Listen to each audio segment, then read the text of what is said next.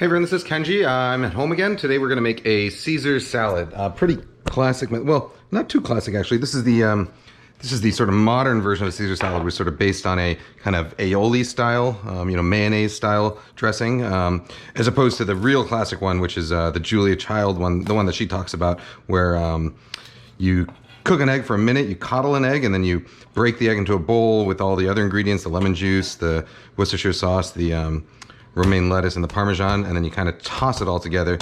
In this version, we're making this is the one that I think people are probably more familiar with these days, which is you make a kind of dressing separately, a creamy dressing separately, and then you toss it all with the Parmesan and the croutons at the end.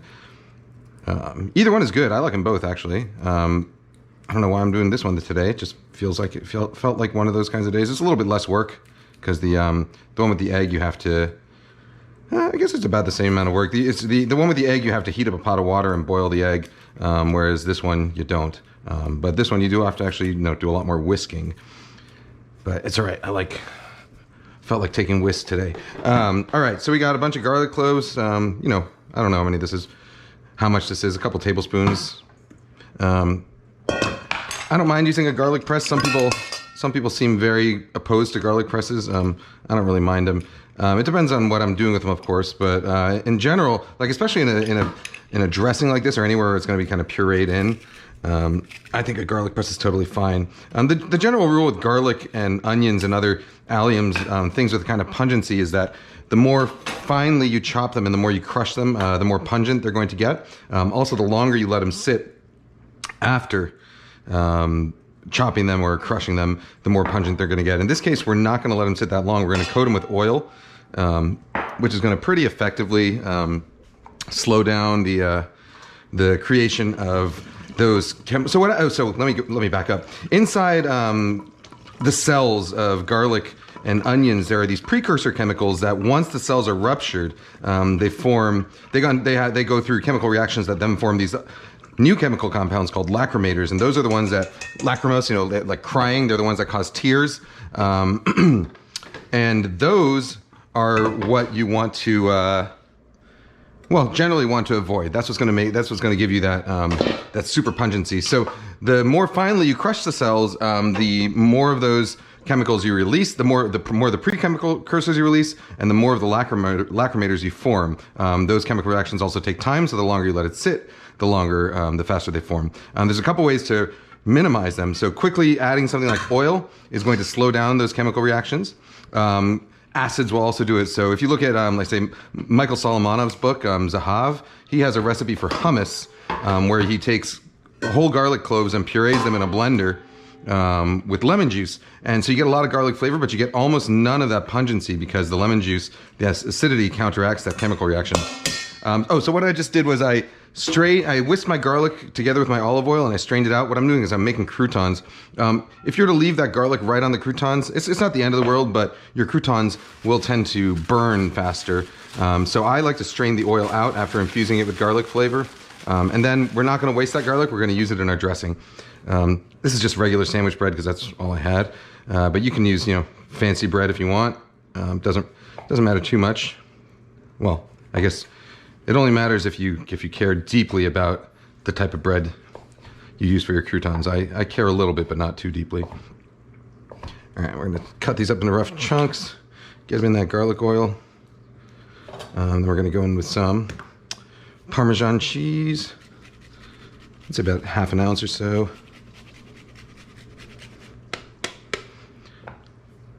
Some black pepper.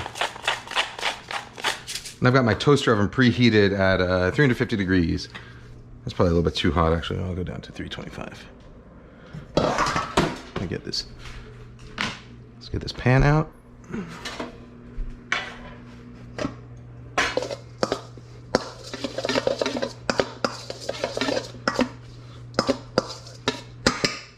Screw the spoon.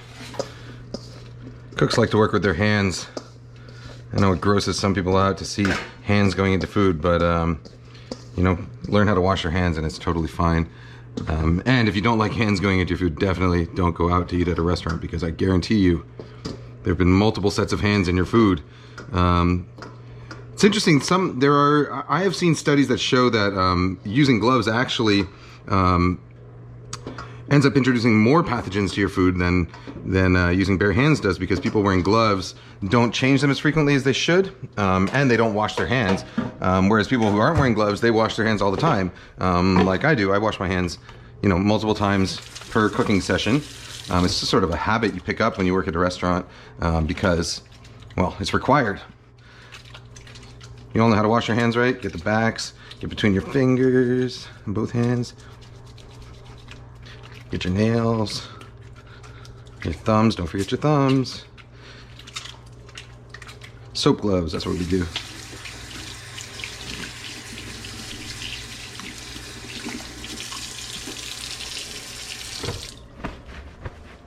All right.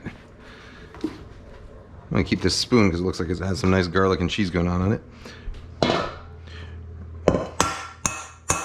All right, now let's get our lettuce going. Lettuce, get our lettuce. This is romaine, I had a romaine.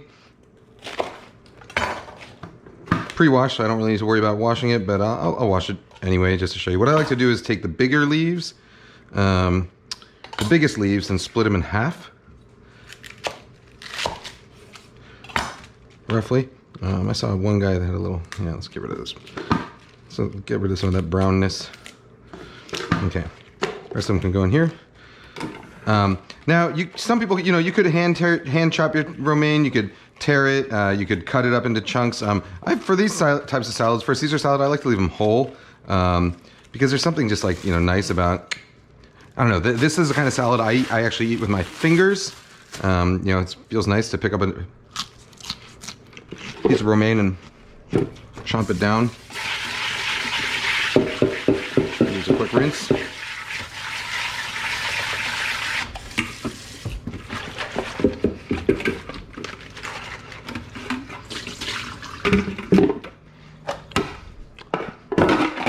And spin. It's really important that your salad greens are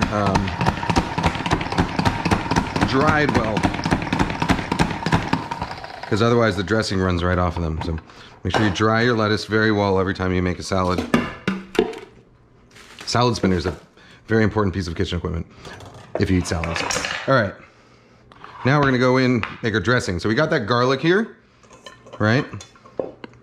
And now we're going to take these anchovies. It's debatable whether the classic Caesar salad is supposed to have anchovies. I believe the original one, which is from invented in Tijuana. I believe it's Tijuana. If it's not, I'm sure someone's going to correct me. I mean, I don't know. I don't know how if North Americans are as passionate about their Caesar salads as Italians are about their Parmesan. Probably not. Anyhow, Tijuana. The original Caesar salad, I think, did not have anchovies in it, but almost every version of it nowadays does, and I really like anchovies. So these are oil-packed anchovies. You can use the salt-packed, salt-cured kind, which are usually a little bit higher quality, but for something like this, I don't really care too much, as long as it's not the paste. Like, pastes are generally not very tasty. Give it a rough chop, then kind of smush it with the side of your knife like this to puree it.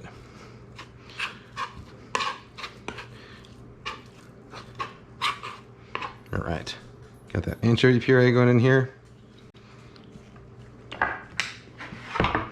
Whenever I know I'm going to be doing something messy, what I like to do is I have a smaller cutting board that I place on top of my big one. So if I'm going to do if I'm cutting vegetables and then cutting meat, for instance, I will use the small board for meat and then get back in there. Then I just have to throw the small board into my sink and it's ready to go with the meat.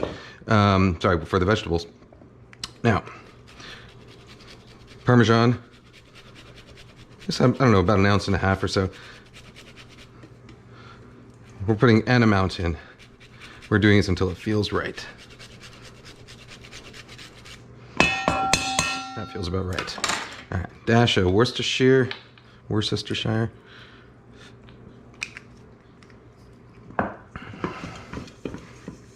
Okay, got a lemon here.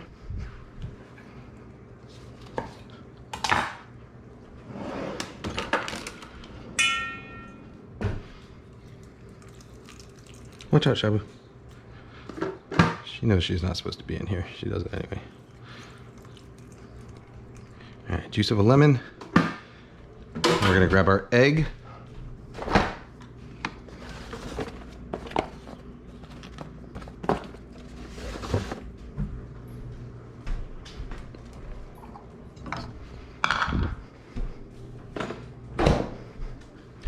We want just the yolk of this egg, so we're gonna break it.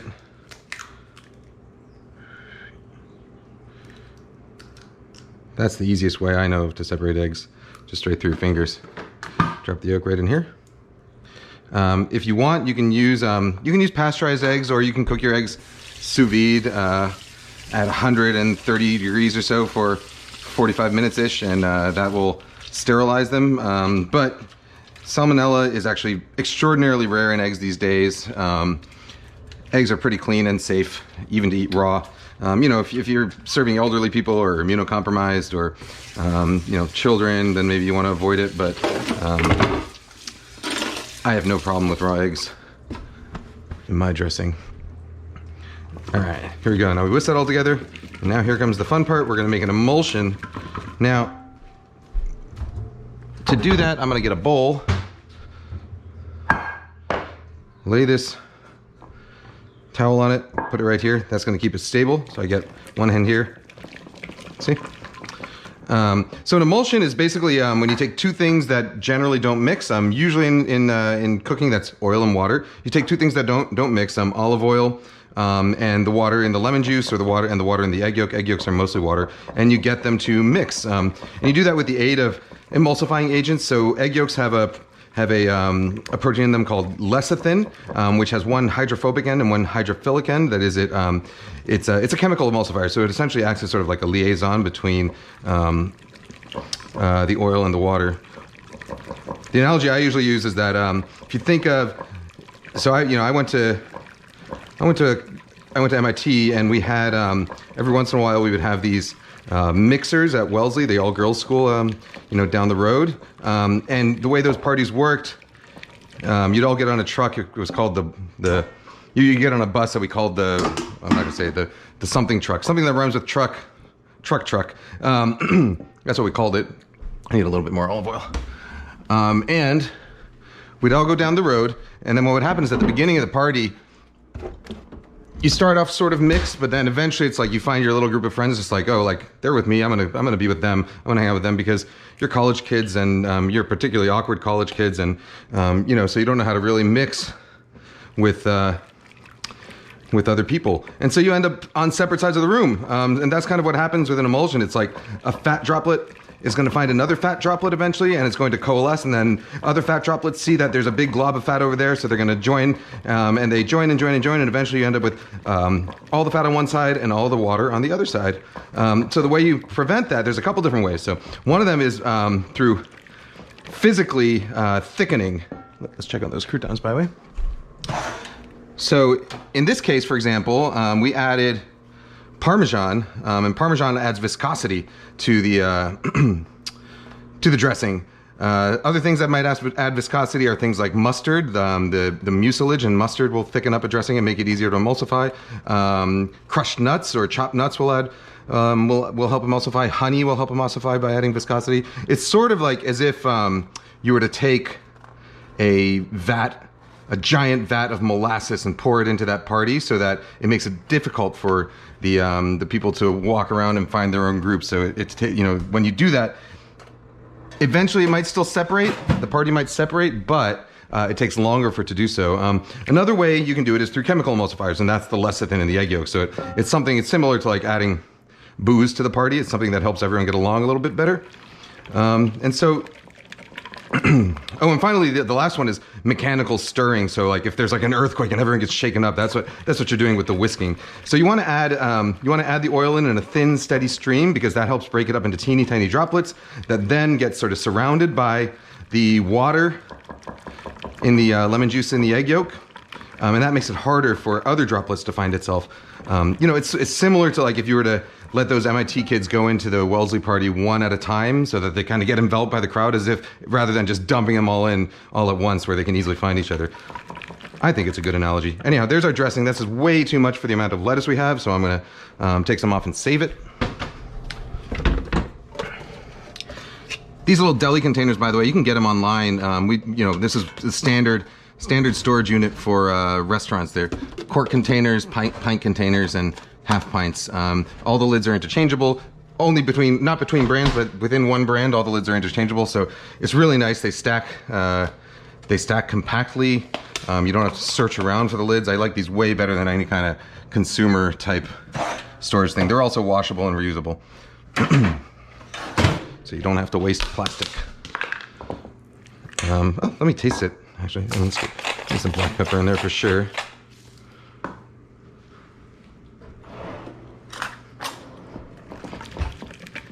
I spent a lot of time talking while whisking.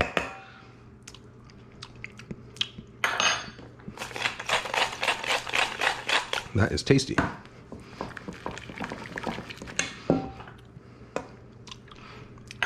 All right.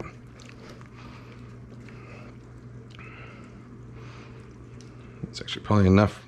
What's left in the bowl is going to be enough for this, I think. All right, let's get our salad greens in there, our romaine.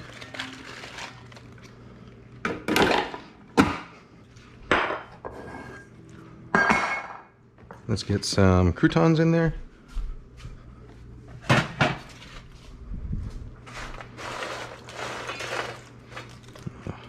Half of them. Save the rest for my wife. And some more fresh Parmesan at the end. Oh, that egg white, by the way, you can save it for whatever you want. Egg whites freeze really well too, so you can kind of store a lot of them. Right in with our hands until everything is nicely coated. Probably could use a slightly bigger bowl for this, but this is where we are now. So this is where we're going to stay.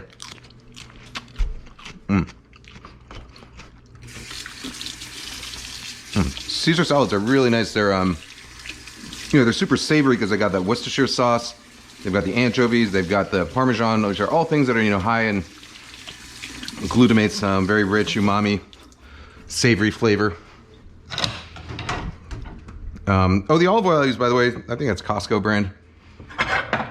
You can use whatever olive oil you want, and extra virgin is what you want to go for. But some people talk about how there's so much fake olive oil on the market, and how things that are represented as Italian olive oils are just packed in Italy, but they're actually grown in Turkey or Spain or wherever. Honestly, I don't really care. As long as I know that a brand is good and that I like what's in the bottle, I honestly don't care too much where it comes from. On some level, I care that it's being misrepresented, but for me, the important part is whether it tastes good or not not where it comes from. So find a brand you like and use it. The Costco stuff is fine for everyday use. It's not the greatest, but it's totally fine. All right, we got our salad. Let me finish it off with a little more Parmesan on top. And because I love anchovies, I'll throw on a few extra anchovies. Now let's just go with the whole can. I feel like a madman today. What about you? Sometimes you feel like an anchovy? We all feel like anchovies? No, sardines. We all feel like sardines right now, right? Trapped at home. Trapped in our own cans. All right, there we go. Now, eat it with your fingers.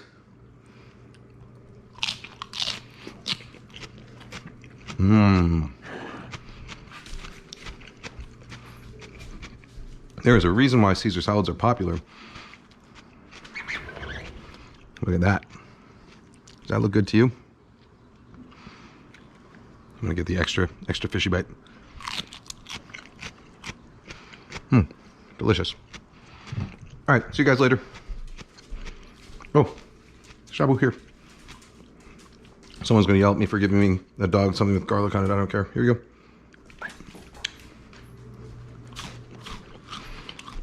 Small amounts won't hurt it, all right? Chill out. Bye-bye.